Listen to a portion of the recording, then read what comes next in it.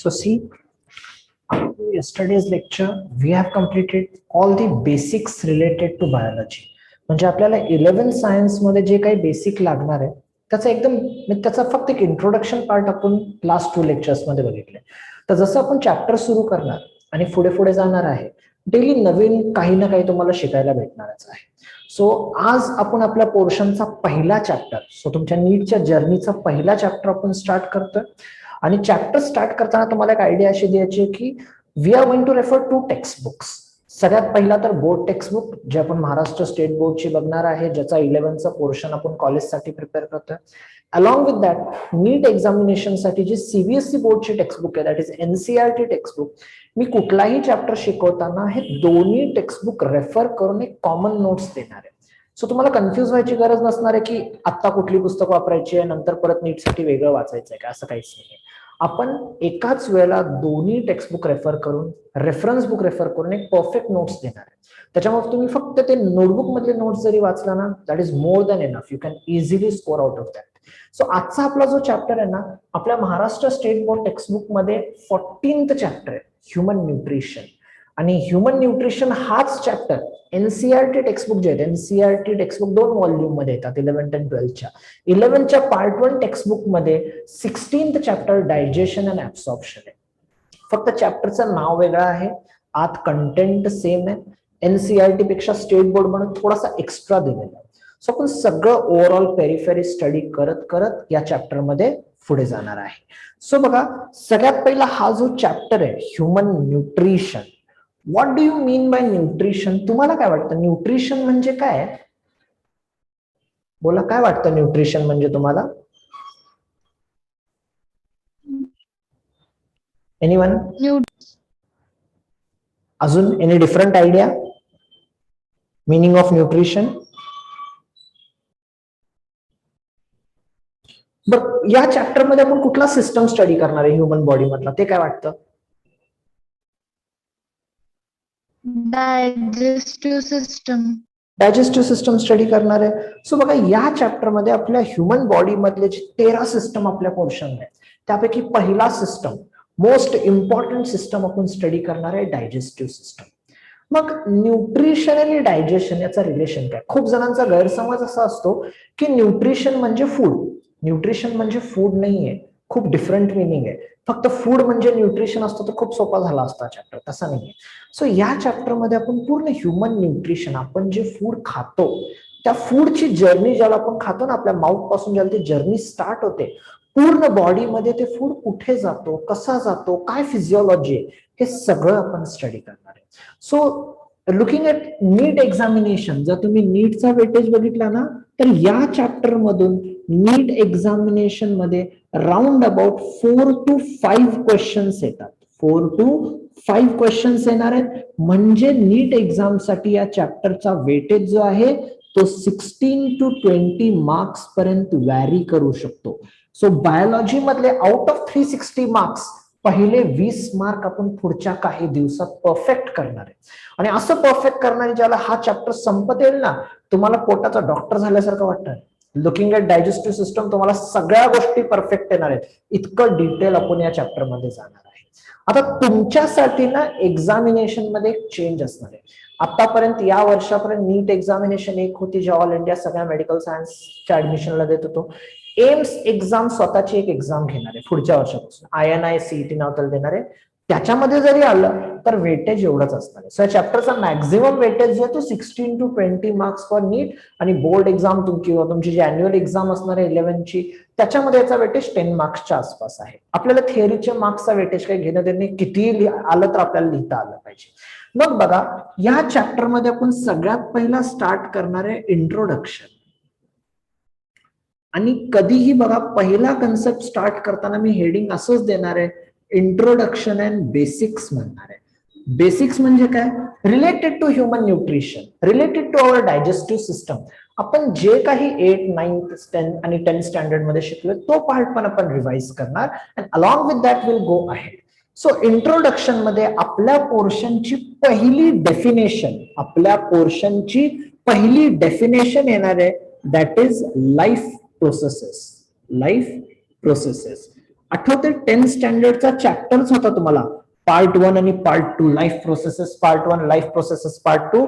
10th मध्ये तुम्हाला ते पूर्ण चॅप्टर होता. Who can define life processes? Anyone of you? कोण सांगू शकता what is life process? The process which are necessary for survival. Very good. See, we are alive, we are living thing. How we live? आपण जिवंत का आहे हे जर आपण विचार केला ना, अशी कोणती प्रोसेस आहे जी बंद पडली तर आपण जिवंत राहणार नाही? Which thing means which things are there which keeps us alive? Like if you imagine, if our heart stops, as the heart stop we will die. Our heart is keeping us alive. So heart ची जी process आहे, continuous pump करायचंय, body मध्ये circulation करायचंय. So circulation एक life process आहे, आपल्याला जिवंत ठेवते. सोप्या भाषेमध्ये मला असं म्हणायचंय, आपल्या बॉडीमध्ये होणारी अशी कोणतीही process, any process which keeps us alive, any process which keeps us alive is called as life process. त्याचा एक एक्झाम्पल मी दिलं तुम्हाला, सर्क्युलेशन. अशा आणखी कोणते प्रोसेस आहेत जे आपल्याला जिवंत ठेवतात आणि ते नाही झाले तर आपण मरणार, वी विल डाय? अशी कोणते प्रोसेस आहेत सांगा? Respiration. Very good. Respiration. Another? Excretion. Sorry, Excretion. Excretion. अजून? Transportation. Nutrition. न्यूट्रिशन. बरोबर. आणखी काय आहे? Digestion. Nutrition and digestion will be same. Transportation. Transportation म्हणजे सर्क्युलेशन. बरोबर आहे. रेस्पिरेशन म्हणजे लंगचा फंक्शन आला. Alia, anything else? The coordination. Very good. Coordination also we can say. Coordination means how our brain controls each and every part of our body. For example, I'm writing or I'm moving my hand. हे जे order आहे, माझा brain माझ्या हाताला order देत असतो. तुम्ही जे ऐकताय आणि तुम्हाला समजतंय, तुमचा ब्रेन ऍब्सॉर्ब करत असतो. ब्रेनचा जो फंक्शन आहे त्याला कंट्रोल अँड कोऑर्डिनेशन मध्ये आपण बघणार आहे. जसं ब्रेन असतो त्यावर नर्वस सिस्टम कंट्रोल करतो, तसं आपल्या बॉडीमध्ये हॉर्मोन्स पण आहेत. Hormonal system. एक्झाम्पल बघा, पॅनक्रियामध्ये इन्सुलिन नावाचा एक हॉर्मोन आहे जो बॉडीमध्ये शुगर लेवल नॉर्मल ठेवतो. तो शुगर लेवल कंट्रोल करणारा इन्सुलिनच आला नाही तर शुगर लेवल वाढणार, डायबिटीज होणार, पर्सनची डेथ होऊ शकते एक्स्ट्रीम जास्त शुगर लेवलमध्ये. म्हणजे असे बॉडीमध्ये हॉर्मोन्स पण आहेत जे कंट्रोल करतात. म्हणजे असे सगळे process which keeps us alive, all the processes which keeps us alive are called as life processes. So while defining this life process, I can define in this way. I can say the processes necessary for survival. The processes necessary for survival are called life processes. Are called life processes. I can also say, or another definition, whichever you feel easy, you can write for the examination. I can say like this: the processes which keeps living organisms alive are called life processes. So आपल्या पोर्शनची, नीटच्या जर्नीची पहिली definition आहे, विसरायचं नाही कधीच. एकदम simple, meaning समजून घेतला, you can define any how. The processes which keeps us alive, which is necessary to sustain life, which is necessary for survival, जे आपल्याला जिवंत ठेवणार आहे, जे आपल्याला अलाइव्ह ठेवणार आहे, या सगळ्या प्रोसेसला आपण लाईफ प्रोसेस म्हणणार.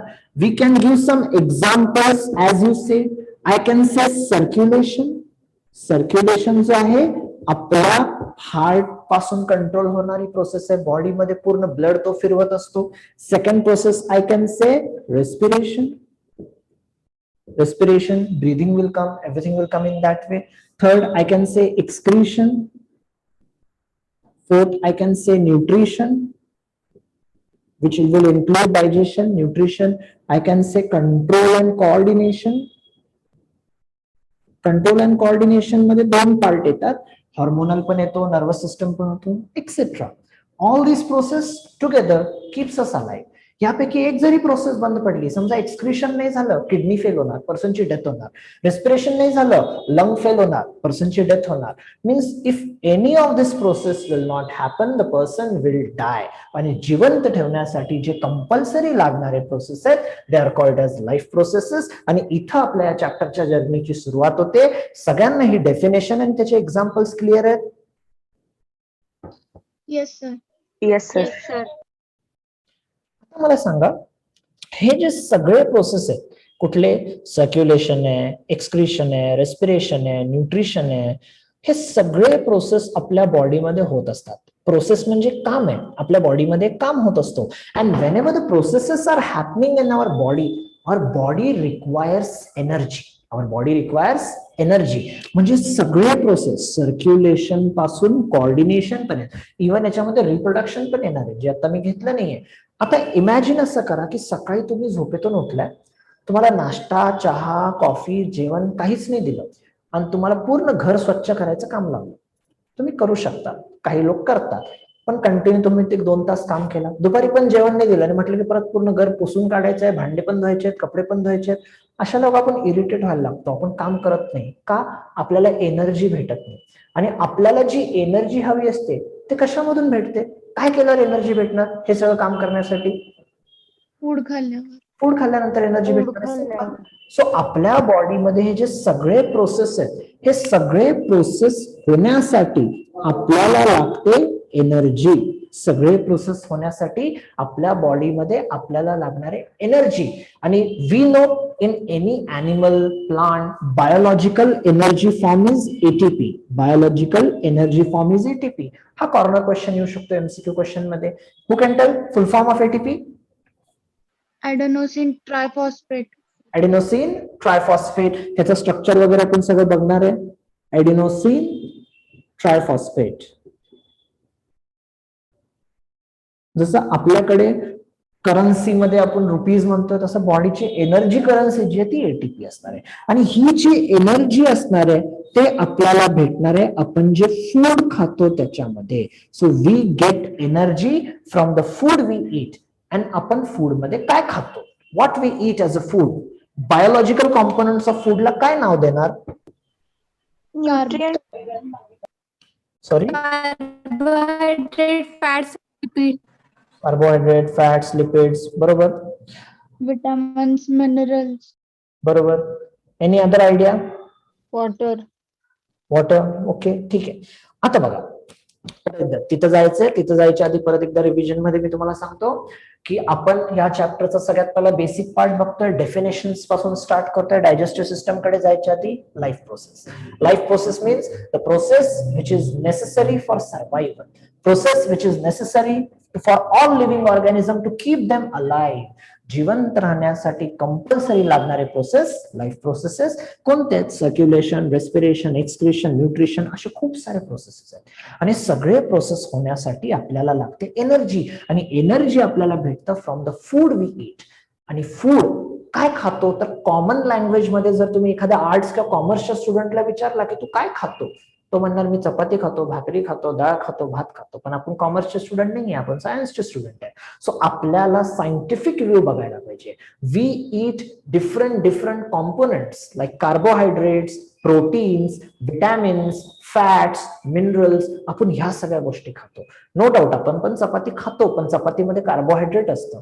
चपाती तव्यावरती भाजतानावरती तेल लावतो म्हणजे त्याच्यामध्ये फॅट्स येतात. चपातीचं पीठ मळताना त्याच्यामध्ये आपण मीठ टाकतो म्हणजे त्याच्यामध्ये सॉल्ट पण येतो. काही लोक चपाती करताना त्याच्यामध्ये दूध पण टाकतात म्हणजे त्याच्यामध्ये फॅट्स पण येणार आहेत. सो आपण जे फूड खातो त्याचा जो बेसिक कॉम्पोनंट आहे तो कार्बोहायड्रेट आहे, प्रोटीन आहे, फॅट आहे, विटॅमिन आहे. या सगळ्या बेसिक कॉम्पोनंट्सला कोणी मला एक शब्दात सांगू शकतं त्यांना आपण काय म्हणू शकतो? Nutrition. न्यूट्रिशन नाही, या सगळ्या बेसिक कॉम्पोनंट्सला आपण वर्ड यूज करायचंय न्यूट्रिएंट्स. मराठी मीडियम वाले घटक असं म्हणतात फूड मधले. So these are nutrients. So chain बघा कशी आहे. लाईफ प्रोसेसेस ज्या आहेत ते सगळे लाईफ प्रोसेस होण्यासाठी आपल्याला एनर्जी पाहिजे. एनर्जी आपल्याला भेटते फूड पासून आणि फूड मध्ये असतात न्यूट्रिएंट्स किंवा फूड तयार झालाय न्यूट्रिएंट्स पासून. आणि आपली फूडची डेफिनेशनच आता आहे न्यूट्रिएंट्सची. पुढची डेफिनेशन जी आहे ती न्यूट्रिएंट्सची आहे. कसं डिफाईन करणार बघा मी न्यूट्रिएंट्सला? मी डिफाईन असं करणार, the basic components in food. The basic components in food are called nutrients. Example, I can say carbohydrates. Fats, vitamins, etc. खूप सारे आहेत. आता त्याची जर्नी आपल्याला बघायचंच आहे. सो आता स्क्रीनवरती जेवढं काही तुम्हाला दिसतंय याच्यामध्ये काही शंका आहे? एनीवन? कंप्लीट पार्ट कळाला? येस. एव्हरीवन, प्रत्येकाचा रिस्पॉन्स येऊ दे. काहीही कळालं नसेल तर मला विचारा, because this part is important. आता आपण चॅप्टर स्टार्ट केलाय, एक एक डेफिनेशन कळली की पुढचा मेन कन्सेप्ट कळत जाणार आहे. हेच नोट्स मध्ये मी सिस्टमॅटिकली लिहून पाठवणार आहे. आता स्क्रीनशॉट मारून ठेवा प्रत्येक जण. हे नोट्स लिहिताना रेफरन्स साठी बेटर असावं. हे रेफरन्स बुक मध्ये आपल्या तुम्ही नोट्सच्या बुक मध्ये लिहायचं हे सगळं. Okay, so I am cleaning this and we are going ahead.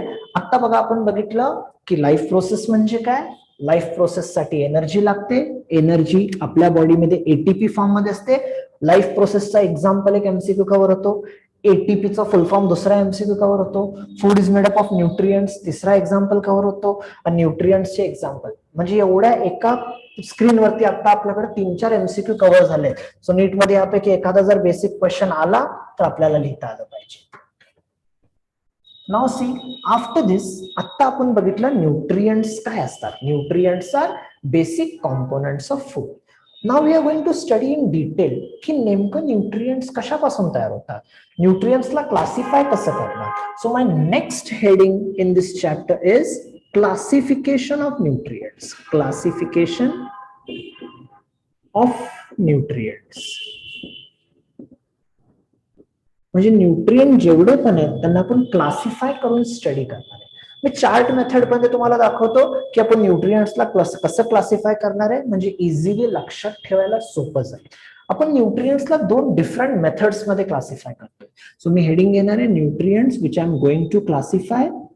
Nutrients म्हणजे काय, फूड मधले basic component. Basic components in food are called as nutrients. न्यूट्रिएंट्सला सगळ्यात पहिला मी क्लासिफाय करणार आहे on the basis of their composition, म्हणजे ते कशापासून तयार झालेले आहेत. On the basis of composition I am going to classify nutrients. After that I am going to classify nutrients on the basis of their function, म्हणजे nutrients कशापासून तयार झाले त्याच्यावरून त्याचे टाईप स्टडी करणार. न्यूट्रिएंट्सचं काम काय आहे त्याच्यावरून पण त्यांना आपण क्लासिफाय करणार. सो सगळ्यात पहिला आपण बघूया की कॉम्पोजिशन.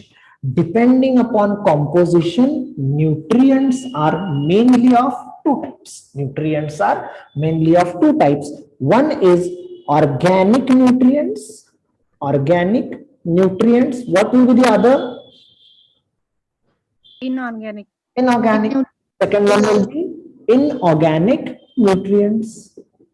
So organic nutrients आणि inorganic nutrients. काय लक्षात ठेवायचं. ऑर्गॅनिक आणि इनऑर्गॅनिक मधला मेन डिफरन्स आज आपण स्टडी करणार आहे. ऑर्गॅनिक न्यूट्रिएंट जे असतात ना ते कंपल्सरी कार्बन, हायड्रोजन आणि ऑक्सिजन पासून तयार होतात. सो मी असं म्हणू शकतो the nutrients which are made up of carbon, hydrogen and oxygen are called as organic nutrient. Simple आहे बघा. The nutrients which are made up of carbon, hydrogen and oxygen are called as organic nutrients. या न्यूट्रिएंटची speciality, they are always obtained from living organisms. They are always obtained from living organisms. Example सांगतो तुम्हाला. Example C6H12O6 कशाचा formula आहे? Glucose. Sugar. कशापासून भेटते आपल्याला glucose, sugar? साखर जे घरी येते, साखर कुठून येते? Sugar can. शुगर कॅन एक प्लांट आहे. म्हणजे जरी ग्लुकोज एक्झाम्पल आपण घेतला, सगळ्यात पहिला बघा त्याच्याकडे कार्बन आहे, त्याच्याकडे हायड्रोजन आहे, त्याच्याकडे ऑक्सिजन आहे, म्हणजे तो ऑर्गॅनिक आहे. तो शुगर कॅन प्लांट पासून भेटतो. प्लांट एक लिव्हिंग ऑर्गॅनिझम आहे. एवढंच नाही, जे आपण फॅट खाणार आहे, मीठ खाणार आहे, एग खाणार आहे, ह्या सगळ्यांमध्ये कार्बन, हायड्रोजन, ऑक्सिजन असतो, ह्याच्यापेक्षा एक्स्ट्रा सल्फर असू शकतो, वेगवेगळे फॉस्फरस असू शकतात, पण मिनिमम हे 3 एलिमेंट असले तर तो ऑर्गॅनिक. आणि ऑर्गॅनिक हे आपल्याला लिव्हिंग ऑर्गॅनिझम पासून भेटतात, म्हणजे प्लांट्स आणि अॅनिमल्स पासून भेटतात. एक एक्झाम्पल त्याचा इथं दाखवलेलं आहे, ग्लुकोज. सगळ्यांना ऑर्गॅनिक न्यूट्रिएंटचं मिनिंग कळालं? Yes, sir. Yes, sir. Now see we are going towards inorganic nutrients. Inorganic म्हणजे काय? इनऑर्गॅनिक न्यूट्रिएंट मध्ये एक तर कार्बन और हायड्रोजन और ऑक्सिजन कोणी पण एकटा ऍबसेंट असेल किंवा तिघ पण ऍबसेंट असतील. म्हणजे एक जरी ऍबसेंट असेल तर तो इनऑर्गॅनिक. एक्झाम्पल, बेस्ट एक्झाम्पल समजा मी असं म्हटलं, वॉटर. वॉटरकडे बघा हायड्रोजन आहे, ऑक्सिजन आहे, पण कार्बन नाहीये, तो इनऑर्गॅनिक झाला. एक्झाम्पल दुसरा, मी NaCl घेतो, मीठचे सॉल्ट आपण खातोय, कार्बन पण नाही, हायड्रोजन पण नाही, ऑक्सिजन पण नाही, सगळेच ऍबसेंट आहेत, तो पण इनऑर्गॅनिक आहे. सो इफ कार्बन और हायड्रोजन और ऑक्सिजन और all three, if any one, any two, all three are absent, such nutrients are called as inorganic, and all the inorganic nutrients are obtained from non-living things. They are obtained from non-living things. Example आपण हे वरचे दोनच बघूया. पाणी कुठून भेटतं? पाणी कुठून भेटणार आहे आपल्याला? प्लांट किंवा अॅनिमल पासून भेटतं का? No. नाही. कुठून भेटतो? नदीतून भेटतो. पाऊस, नदी हे काय लिव्हिंग थिंग नाहीये, these are non living thing. Salt बघा समुद्रातून भेटतो, नॉन लिव्हिंग थिंग आहे. सो इनऑर्गॅनिक न्यूट्रिएंट्स कायम आपल्याला नॉन लिव्हिंग थिंग्स पासूनच भेटणार आहेत. सो ऑर्गॅनिक इनऑर्गॅनिक मधला मेन डिफरन्स कॉम्पोजिशन स्टडी करतोय. Organic is made up of carbon, hydrogen, oxygen. Inorganic is made up of carbon, made up of म्हणजे ह्याच्यामध्ये असं असणार आहे, आयदर कार्बन इज ऍबसेंट और हायड्रोजन इज ऍबसेंट और ऑक्सिजन इज ऍबसेंट और all three are absent. Organic is obtained from living organism. Inorganic is obtained from non-living things. Non-living organism नाही म्हणायचं, ऑर्गॅनिझम हा लिव्हिंगच असतो. सो एक्झाम्पल इथं glucose आहे, प्रोटीन, फॅट काही म्हणू शकता. इथं एक्झाम्पल आहे ते water, NaCl and all. So सगळ्यांना हा पार्ट क्लिअर आहे बेस्ड ऑन कॉम्पोजिशन न्यूट्रिएंट्सचं classification? Yes, sir. Yes, sir. Yes. Okay. आता आपण जाणार आहे types of nutrients depending upon function. Function वरतून पण आपल्याला न्यूट्रिएंट्सला क्लासिफाय करता येतं. कसं क्लासिफाय करणार फंक्शन वरून? ते फंक्शन कोणते आहेत हे पण आपल्याला माहित पाहिजे. सो बेस्ड ऑन फंक्शन न्यूट्रिएंट्सला मी कसं क्लासिफाय करतो बघा. सगळ्यात पहिला जो फंक्शन आहे तो आहे एनर्जी गिव्हिंग. एनर्जी म्हणजे आपल्या बॉडीमध्ये एनर्जी देणारा न्यूट्रिएंट कोणता आहे हे असणार आहे. जे 10th ला होते माझ्याकडे तुम्हाला शिकवलेलं ऑलरेडी, हे कोणते आहेत सांगा Mridula? Which four components are providing energy? Glucose. Glucose. Glucose काय आहे? कार्बोहायड्रेट आहे, प्रोटीन आहे, फॅट आहे? Carbohydrate. Carbohydrate. सो एक लक्षात ठेवा, एनर्जी देणारे कायम कार्बोहायड्रेट्स असतात आणि फक्त कार्बोहायड्रेट्स नसतात, फॅट्स देखील असतात. Fats also provide energy. So energy giving nutrients कोण आहेत? Carbohydrates and fats. Fats also provide energy. त्याच्यानंतर बॉडी बिल्डिंग कॉम्पोनंट असं मी म्हणतो. बॉडी बिल्डिंग म्हणजे काय? मसलची ग्रोथ करणारे, दोज हू डेव्हलप मसल्स असे जे असणार आहेत. आता एक्झाम्पल तुम्ही बघितलं असेल बघा, रेग्युलर लाईफ मध्ये अप्लाय करायचं. जे लोक जिमला जातात, जिमला जाणारे काय खातात? कसली पावडर खातात? Protein. Protein powder. So protein is responsible for development of muscles. मसल्सच्या ग्रोथसाठी, ओव्हरऑल बॉडीच्या ग्रोथसाठी, वेट वाढवण्यासाठी कोण पाहिजे? तर प्रोटीन पाहिजे. सो पहिला फंक्शन एनर्जी. एनर्जी देण्यासाठी कार्बोहायड्रेट्स आणि फॅट्स पाहिजेत. बॉडी बिल्डिंग साठी कोण पाहिजे? प्रोटीन्स पाहिजे. तसंच एक इम्पॉर्टंट आहे, त्याला आपण म्हणतो रेग्युलेशन. रेग्युलेशन अँड प्रोटेक्शन असं म्हणतो. दोन फंक्शन मी एकत्र घ्यायला लागलोय. म्हणजे रेग्युलेशनचं मिनिंग काय? बॉडीचे रेग्युलर फंक्शन रेग्युलेट करायचे. बॉडीचे सगळे फंक्शन सिस्टमॅटिकली, स्मूथली झाले पाहिजेत. हे करणारे आणि आपल्या बॉडीला वेगवेगळ्या गोष्टींपासून प्रोटेक्ट करणारे. एक हिंट तुम्हाला देतो. परवा मी आपल्या ग्रुपवरती युट्यूबचा लिंक पाठवली होती, त्यातला लेटेस्ट वाला लेक्चर हाच आहे पूर्ण, म्हणून मी आधीच तुम्हाला लिंक पाठवली होती, कोण बघून ठेवते बघायचं होतं मला. आता बघा, रेग्युलेशन अँड प्रोटेक्शन. कोविड मध्ये तुम्ही ऐकलं असेल, जर कोरोना होऊ नये यासाठी कुठली गोळी खातात इम्युनिटी वाढवण्यासाठी? Vitamin C. व्हेरी गुड, ऐकला सगळेजण. कोविड इम्युनिटी वाढवण्यासाठी आपण विटॅमिन सी ची गोळी खातो. आंबट असते विटॅमिन सी ची गोळी, असं फक्त जिभेवर ठेवायची अशा टाईपची गोळी असते. सेम थिंग बघा, ज्या वेळेला लहानपणापासून तुम्हाला पण असे खूप वेळा एक्सपिरियन्स आले असतील की माउथ मध्ये अल्सर्स येतात, माउथ मध्ये जखम झालेली असते, अल्सर्स आले असतात, तोंड आलेलं असतं, त्यावेळेला डॉक्टर स्पेसिफिकली कोणती गोळी लिहून देतात किंवा कोणती गोळी खातात? बी कॉम्प्लेक्स. बी कॉम्प्लेक्स. बी कॉम्प्लेक्स काय? विटॅमिन बी आहे त्याच्यामध्ये. सो जनरली जेवढे विटॅमिन्स आहेत ना, विटॅमिन्स आपली इम्युनिटी वाढवायला मदत करत असतात. इम्युनिटी वाढवतात म्हणजे काय? प्रोटेक्शन करत असतात.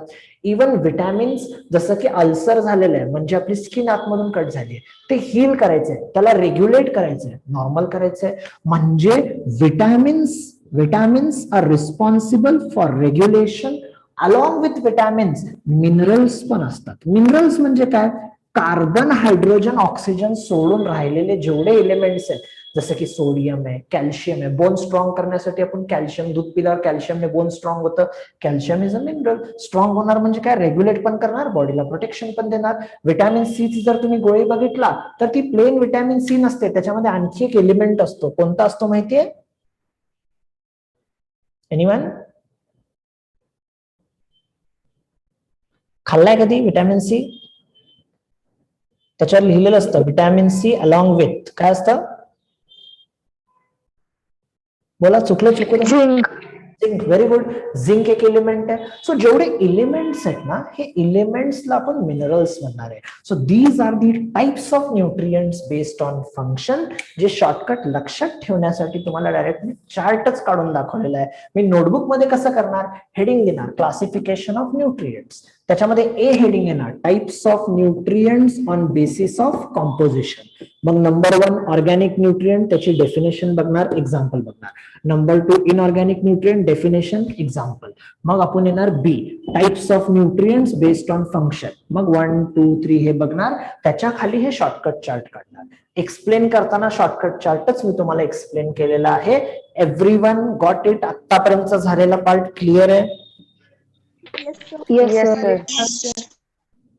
स्पेशली जे मराठी मीडियम वाले आहेत तुमच्यासाठी मी थोडासा इनिशियली स्लो चाललोय. माझा इनिशियल स्पीड खूप स्लो आहे. हा आपण एक दिवसात नंतर हाफ चॅप्टर पण कव्हर करणार आहे, पण त्यासाठी सगळ्यांचा स्पीड मॅच झाला पाहिजे. हा, तुमच्यापैकी काही जण असे असतील, काही जण नवोदयचे पण आहेत, जे सीबीएसई चे पण आहेत, तुम्हाला कदाचित सुरुवातीला स्लो वाटेल, but don't worry, once everyone comes on a similar line आपण आपला स्पीड वाढवणार आहे. कळणं जास्त इम्पॉर्टंट आहे. सो इथं बघा, क्लासिफिकेशन ऑफ न्यूट्रिएंट्स आपलं झालेलं आहे. आणि हे जे न्यूट्रिएंट्स असतात, न्यूट्रिएंट्स वरती डिपेंडिंग आपण आपली पुढची डेफिनेशन बघणार आहे. एक मिनिट. सो आपल्या या चॅप्टर मध्ये आतापर्यंत आपण काय काय बघितलं? सगळ्यात पहिला आपण स्टडी केला या चॅप्टर मध्ये what is meaning of life processes. Life प्रोसेसेसचे एक्झाम्पल बघितले. ते लाईफ प्रोसेसेस होण्यासाठी एनर्जी लागते. एनर्जी फूड पासून भेटतं. फूड जो असतो त्याच्यामध्ये न्यूट्रिएंट्स असतात आणि न्यूट्रिएंट्सला आपण क्लासिफाय करून स्टडी केले. आता याच्यानंतर आपण आपल्या चॅप्टरच्या नावाकडे जाणार आहे. मी आज सुरुवातीलाच विचारलं होतं न्यूट्रिशन म्हणजे काय. आता आपल्याला न्यूट्रिएंट्स कळाले. आता हे जे न्यूट्रिएंट्स असतात त्यांच्यावरती डिपेंडिंग आपण स्टडी करणार आहे what is meaning of nutrition. What is meaning of nutrition. आता न्यूट्रिशन हे शब्द ऐकल्यावर खूप जणांना असं वाटतं की फूड म्हणजे न्यूट्रिशन किंवा न्यूट्रिएंट्स खाणे म्हणजे न्यूट्रिशन. नाही, न्यूट्रिशन एक जर्नी आहे. न्यूट्रिशन एक प्रोसेस आहे. ती प्रोसेस म्हणजे काय, मी डेफिनेशन लिहून दाखवतो आणि त्यातला प्रत्येक वर्ड आपण समजून घेऊया म्हणजे तुम्हाला न्यूट्रिशन कळेल. न्यूट्रिशन मी असं म्हणणार, न्यूट्रिशन इज अ प्रोसेस, किंवा असं म्हणतो it is a process of sum total of ingestion, digestion हे वर्ड्स इम्पॉर्टंट आहेत सगळे. Absorption, absorption, assimilation and egestion. पहिला समजून घेऊया, मग आपण वर्ड्स फ्रेम करूया, परफेक्ट डेफिनेशन बघूया. मला हेच म्हणायचं आहे, न्यूट्रिशन म्हणजे काय. ज्या वेळेला आपण फूड खातो ना, फूड एकदा आपल्या बॉडीमध्ये आत गेला तर ती फूडची पूर्ण जर्नी आहे, आपल्या बॉडीमधली जी जर्नी आहे ती जर्नी 5 स्टेप मध्ये होत असते. पहिली स्टेप आहे इंजेशन, दुसरी डायजेशन, तिसरी ऍब्सॉर्प्शन, चौथी ऍसिमिलेशन, पाचवी इजेशन. कुठं कुठं होतात बघा. हे आपल्या डायजेस्टिव्ह सिस्टमच्या डायग्राम रिलेटेड आहे, जे तुम्ही 9th स्टँडर्डला स्टडी केला होता. तर या चॅप्टर मध्ये आपण डायजेशन डिटेल मध्ये बघणार आहे. समजा हे आपलं डायजेस्टिव्ह सिस्टम आहे. पहिला कुठली प्रोसेस होते हे मला सांगायचं आहे फक्त, बाकी डिटेल मी सांगत बसत नाही आता, नंतर आपण हे चॅप्टरच्या डिटेल मध्ये जाताना बघूया. हे आपल्या डायजेस्टिव्ह सिस्टमचा एक रफ डायग्राम आहे, एक्झॅक्ट डायग्राम असं म्हणत नाहीये, हे एक रफ डायग्राम आहे. असं आपला एक डायजेस्टिव्ह सिस्टम आहे हे वाला. बाकीचं मी लिव्हर वगैरे पण काढत नाही, फक्त एक लॉंग पाईप काढतोय. बघा, सगळ्यात पहिला आपण फूड खातो. फूड कुठून खातो तर आपल्या माउथ मधून खातो. The process of taking in food through mouth is called as ingestion. Ingestion जो पहिला वर्ड आहे, इंजेशनचा मिनिंग काय, जे आपण जेवतो, जेवायची जी प्रोसेस आहे, माउथ मधून फूड आपण आत घेतो, that process is called as ingestion. कळलं इंजेशन प्रत्येकाला? Yes. मग इंजेक्शन केल्यानंतर, इंजेक्शन म्हणायचं नाही, इंजेक्शन येते. हे फूड आपण जे खातो ते फूड खाली जाणार आहे इथं या पार्ट मध्ये. या पार्टचं नाव काय? Stomach. Stomach. This part is called as stomach.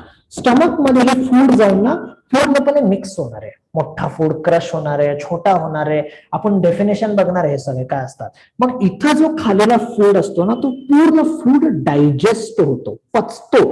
ती जी पचायची प्रोसेस आहे, the process in which this complex food is broken down into simple, मोठे फूड मॉलिक्यूलचे छोटे होतात. हे जे पूर्ण होणारी जी प्रोसेस आहे इथं, ही प्रोसेस म्हणजे डायजेशन. सो आपण बघणार आहे डायजेशन म्हणजे ऍक्च्युअल काय होतं. आता मी फक्त तुम्हाला इंट्रोडक्शन करत चाललोय हे वाला. सो बघा, सगळ्यात पहिला इंजेशन. डेफिनेशन किती सोपी आहे बघा. Process of taking in food. संध्याकाळी रात्री जेवताना घास उचलले की रिवाइज झालं पाहिजे. Process is called as ingestion. मग जे आपण जेवलेला फूड आहे तो स्टमक मध्ये जाणार आणि डायजेशन होणार. एमसीक्यू क्वेश्चन असा येऊ शकतो, digestion takes place in which organ? Stomach. मग जो डायजेस्ट झालेला फूड असतो ना, हा फूड आपल्या या स्मॉल इंटेस्टाईन मध्ये येतो आणि इथून आपल्या ब्लड मध्ये मिक्स होतो. स्मॉल इंटेस्टाईनचा एवढा एरिया झूम करून दाखवतो. हा असा स्मॉल इंटेस्टाईन आहे. आतल्या बाजूला ह्याच्या असे स्ट्रक्चर्स असतात. काय नाव असतं याचं? एनिवन? 9th ला झालं तुम्हाला? स्मॉल इंटेस्टाईन आतनं असा दिसत असतो. या स्ट्रक्चरचं नाव असतं विलाय. आठवते का? 9th ला झालं होतं. एनिवन? लक्षात आहे का? लक्षात नसेल तर काही टेन्शन नाही, आपण शिकणार आहे यावर्षी. आता एवढंच लक्षात ठेवा की आपल्या पोटाच्या आतमध्ये स्मॉल इंटेस्टाईन मध्ये असे फिंगर लाईक स्ट्रक्चर असतात. जे पण आपण फूड खातोय ना, फूड असं पुढे सरकत सरकत याच्यामध्ये ऍब्सॉर्ब होतो. हे जे ऍब्सॉर्ब व्हायची प्रोसेस आहे त्याला म्हणायचं ऍब्सॉर्प्शन. एकदा फूड ऍब्सॉर्ब झाला तर साईडला इथं ब्लडचे पाईप्स असतात. फूड हा ब्लड मध्ये जातो. ब्लड हा फूड सगळीकडे घेऊन जातो आणि बॉडीच्या प्रत्येक ऑर्गनला देऊन टाकतो. प्रत्येक ऑर्गनला द्यायची जी प्रोसेस आहे त्याला म्हणायचं ऍसिमिलेशन. म्हणजे आपण खाल्लेल्या फूड सोबत काय काय व्हायला लागलं बघा. फूड खातोय, पहिली प्रोसेस, त्याचा डायजेशन होतोय. डायजेशन झाल्यानंतर तो फूड ब्लड मध्ये मिक्स होतोय म्हणजे ऍब्सॉर्प्शन होतोय. मिक्स झाला की बॉडीच्या प्रत्येक पार्ट कडे चाललाय, त्याला ऍसिमिलेशन म्हणणार. आणि हे सगळं झाल्यानंतर जे फूड राहिलाय, जो ऍब्सॉर्ब झाला नाहीये, जो वेस्ट फूड आहे, तो जो वेस्ट फूड, एक सेकंड दिसतंय? Yes sir. जो ऍब्सॉर्ब झाला नाहीये, जो वेस्ट फूड आहे, तो वेस्ट फूड आपल्या बॉडीमधून बाहेर फेकला जातो. That process is called as egestion. म्हणजे पूर्ण फूडची जर्नी बघा. फूड आपल्या बॉडीमधून आपण आत घेतोय, इंजेशन, त्याचा डायजेशन होतो, तो ब्लड मध्ये ऍब्सॉर्ब होतो, त्याच्यानंतर प्रत्येक बॉडी ऑर्गन कडे जातो आणि फायनली अनवॉन्टेड अनडायजेस्टेड फूड बॉडीमधून बाहेर फेकला जातो. हे सगळे process together, all this journey of food together is called as nutrition. कळालं न्यूट्रिशनचा meaning? Yes, sir. Yes, sir. Yes, sir. Nutrition. So आपण खाल्लेल्या फूडची जी पूर्ण जर्नी आहे त्या जर्नीला आपण न्यूट्रिशन म्हणतोय. या जर्नीचे 5 स्टेप्स आज मी तुम्हाला इंट्रोडक्शन दिलेलं आहे. फक्त उद्या हे प्रत्येक डेफिनेशन आपण बघणार. त्या डेफिनेशन नंतर आपण ह्या न्यूट्रिशनचे टाईप बघणार आणि डायजेस्टिव्ह सिस्टम सुरू करणार आहे. आजच्या झालेल्या लेक्चर मध्ये कोणाला काही शंका आहे? कळालं परफेक्ट? Yes, sir. एव्हरीवन, प्रत्येकाचा रिप्लाय येऊ दे मला. कुणाला कळालं नसेल काही तर बिंदास विचारा.